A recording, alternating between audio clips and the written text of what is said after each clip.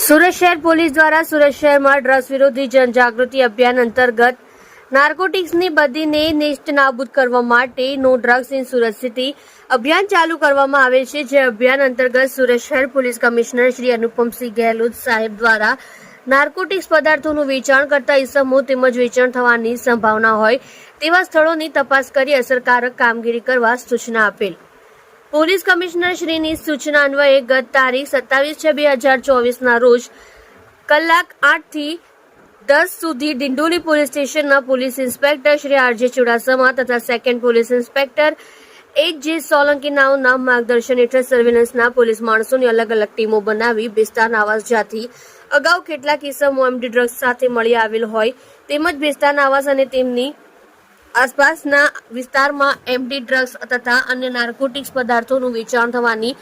મળી આવવાની સંભાવના હોય જેથી બેસ્તાન આવાસ તેની આસપાસના વિસ્તારમાં શક પડતા ઇસમો તેમજ મકાનોને ચેક કરી અસરકારક કામગીરી કરવામાં આવેલ છે।